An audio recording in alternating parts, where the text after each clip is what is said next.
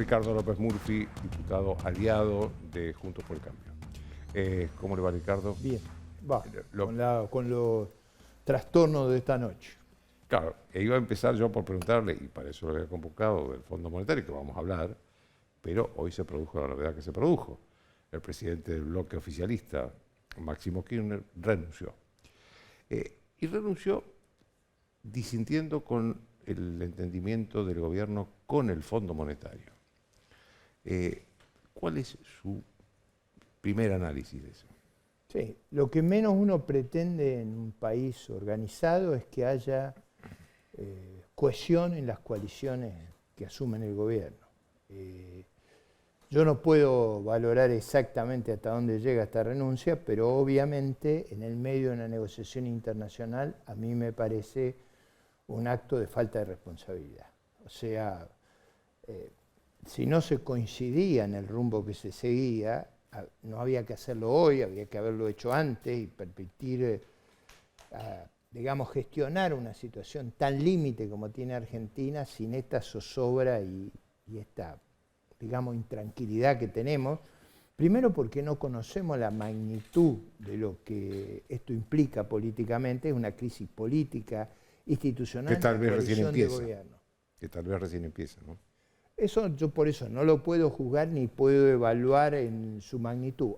Es cierto que yo había dicho hace muchos meses atrás, antes de estar de nuevo en la política electoral diagonal, que esta coalición no escribía el programa de gobierno porque el día que lo escribiera iba a tener una crisis enorme.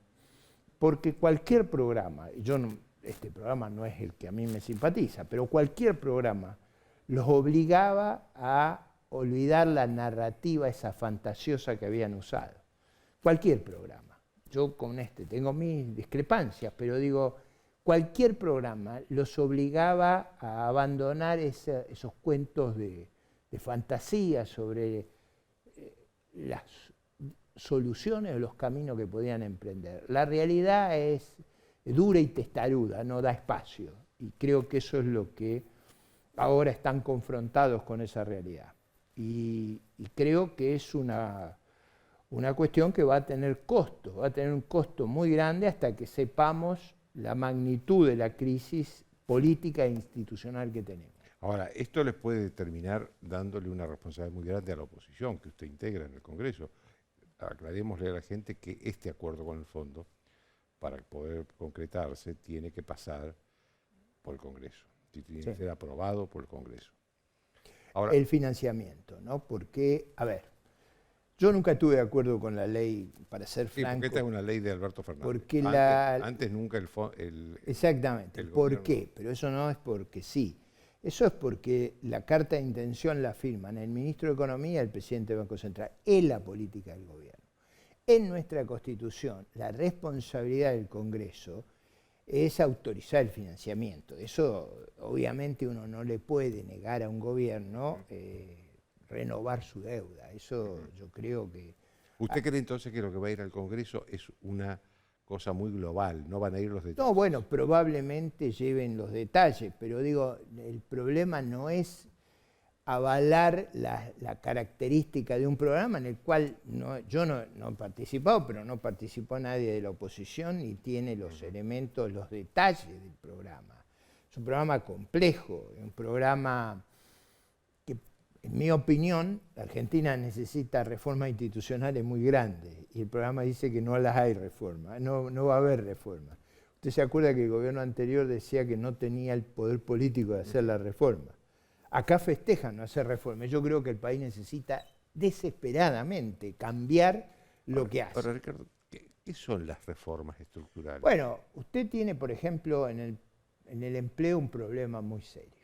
Nosotros tenemos un problema muy serio. Tenemos la mitad del empleo informal. Hace muchos años que en negro no crece el empleo formal que paga impuestos. Tenemos un desaliento muy grande a invertir en la Argentina.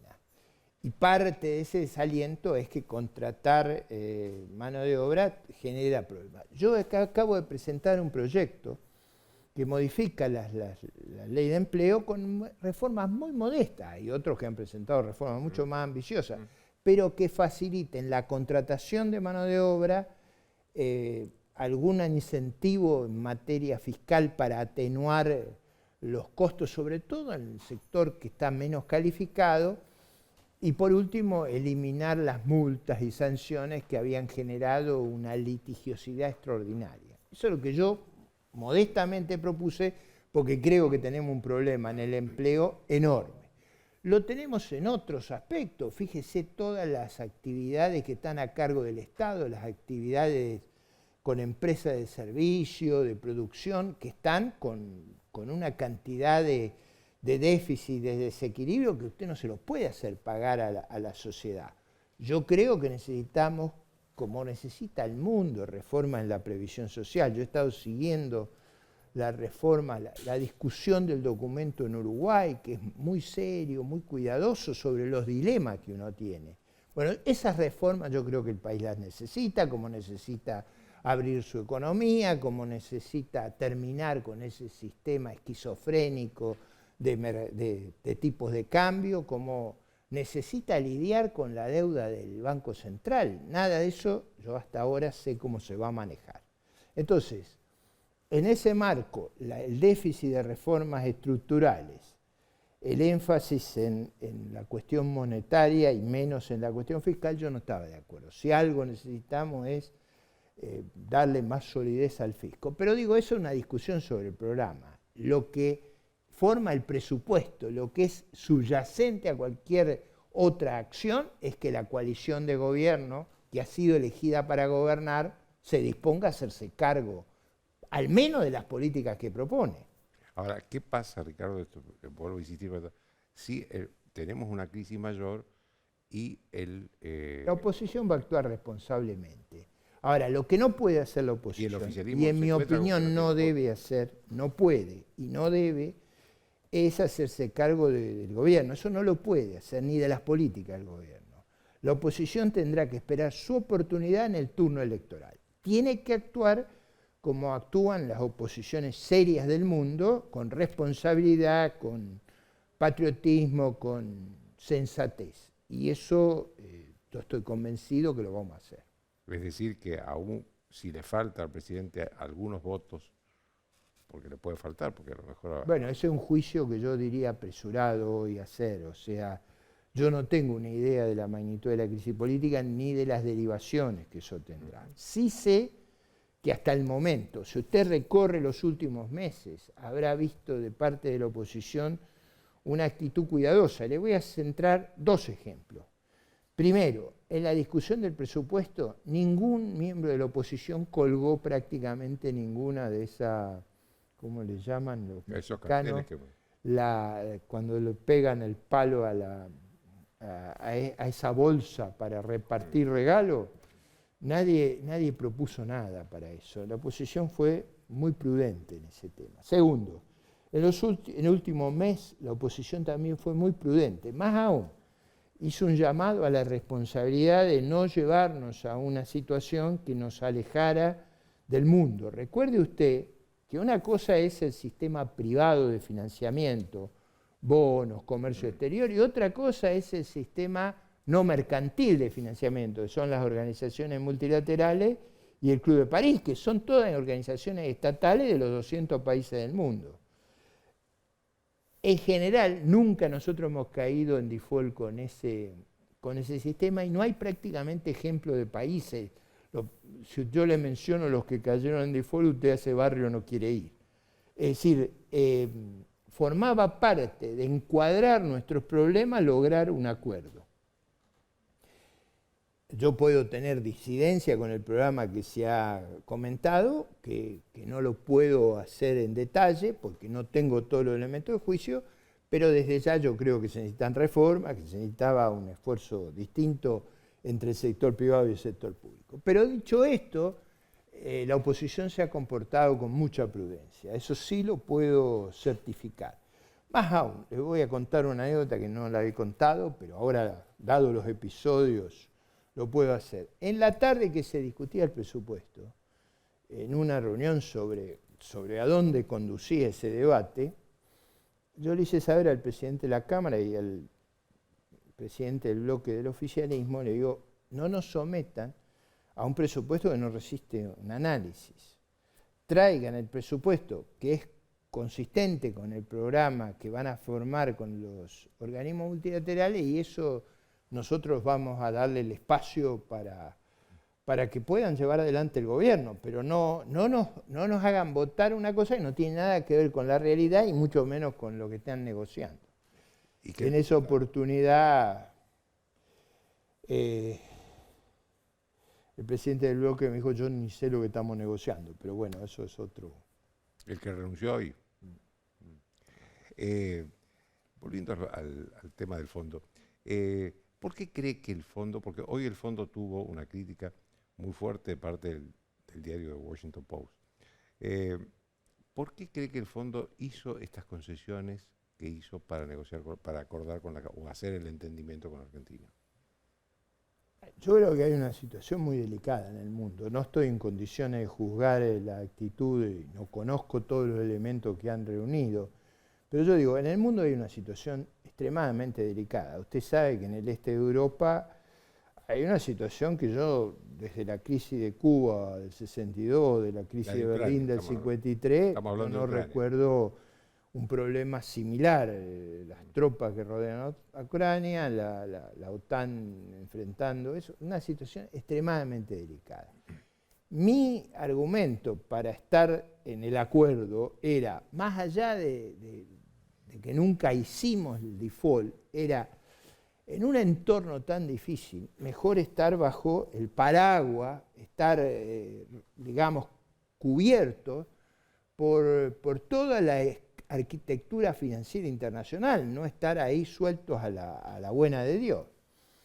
Ahora, me sospecho yo que los organismos multilaterales, el Club de París, los países de mayor impacto, querían, digamos, facilitar la negociación con Argentina. Usted recuerde las expresiones del embajador argentino en China, que dijo, es imprescindible un acuerdo con el Fondo Monetario. Claro, porque China es el tercer accionista del fondo. Digo, supongo que hubo digamos, un intento de facilitarle al gobierno argentino al máximo las circunstancias. Ahora, usted dijo hace poco que un no acuerdo con el fondo, una ruptura con el fondo, hundiría al país en una crisis inédita. De dimensiones desconocidas. Nunca lo hicimos, primero. Hemos hecho, hemos hecho en el pasado cosas tremendas. Nunca habíamos hecho esto.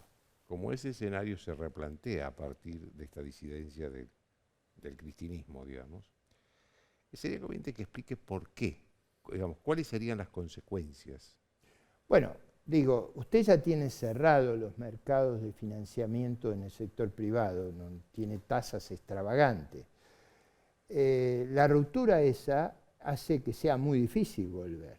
Las condiciones para superar los atrasos son muy complejas para un país del tamaño de Argentina, de ingresos medios, nunca nadie lo ha hecho.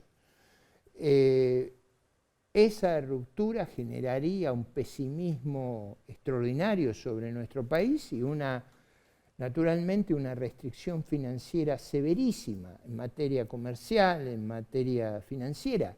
Piense usted que gran parte de nuestra producción, en la minería, en la energía, en toda la cadena de valor, depende de financiamiento, de cómo se van a financiar nuestras empresas, cómo se va a financiar la inversión. No, vamos a tener cerradas adentro y afuera todos los vínculos. Yo temo una situación de pánico. Bueno, por esas circunstancias nunca lo hicimos, nunca lo hicieron países equivalentes a nosotros, y yo en general, mi sugerencia es no haga lo que nadie hace, no sirva de conejillo de India de pruebas exóticas. Dígame, Ricardo. La bolsa esa que no me acordaba el nombre era la piñata. La piñata. Volviendo a la piñata en el Congreso. Usted, porque acá, digamos, el liderazgo del bloque oficialista es de Cristina Kirchner, en gran parte por lo menos, ¿no? ¿Usted leyó o se enteró de lo que dijo la vicepresidenta en la Universidad de Honduras? Sí, yo no Yo, a ver, cuando una autoridad del país sale, usted está preso de su responsabilidad, de su cargo. Usted no puede expresar como si fuera un ciudadano aislado, cuando usted compromete la opinión del país. Dirigirse a otros países como auspiciantes del lavado de dinero, de los narcos, me pareció extremadamente desafortunado e inconveniente para el país, porque ocupa un rol central en nuestro sistema institucional. Si no tuviera ninguna responsabilidad institucional, vaya usted. Es decir, esa es la opinión del gobierno argentino, eso es lo que cree el gobierno argentino, con esa visión vamos a negociar y a buscar el apoyo de los otros países. A mí me parecía poco coherente y fuertemente negativo para nuestros intereses. ¿Cómo? Acuérdense que los países en su política exterior no se guían por sus deseos o por sus veleidades o por sus ideologías, se guían por sus intereses. Usted tiene que hacer prevalecer el interés del país, no sus caprichos. ¿Cómo se siente Ricardo López Murphy en el bloque de Juntos por el Cambio? En el interbloque, va. Yo he tenido una relación muy cordial con todos los integrantes, se me ha escuchado y yo he sostenido con total libertad las posiciones que he sostenido a lo largo de más de 40 años de vida pública. Usted no habrá visto, y debo decir, nadie me lo pidió, ningún quiebre en esas posiciones. Yo creo que el país necesita una oposición unida, sólida, responsable, más aún en esta sensación de zozobra que vivimos. Me parece que esa es una gran contribución. Cuando digo esa oposición, también trato de tener la mejor relación con gente que vota en gran medida con la oposición y a veces no comparte el pasado, yo tampoco, pero digo, por distintas razones pueden estar fuera de la coalición. Yo trato de que haya la mayor amplitud y la mayor solidez de la coalición alternativa. El país necesita tener una alternativa que tenga un programa, una narrativa y reglas de juego internas adecuadas. Esa es la tarea que la oposición tiene que construir de ahora en más. ¿Usted cree que eso existe hoy en Juntos por el Cambio? Bueno, yo creo que hay, digamos, ideas razonables sobre hacia dónde hay que rumbear. Yo no creo que tengamos las reglas de juego definidas de la manera integral que creo yo es necesario. Creo que la narrativa todavía no ha sido digamos, lo ajustada y precisa que va a requerir la competencia electoral, y me parece que el programa va a requerir que todo este año trabajemos. Esa es la obligación que tenemos, construir la narrativa, el programa y reglas de juego que eviten lo que acaba de pasar con el presidente del bloque, del oficialismo. Exactamente eso es la gobernanza, la regla de juego. Que usted cree reglas de juego, que cuando se toman las decisiones no haya defecciones. Si usted quiere, esa es la...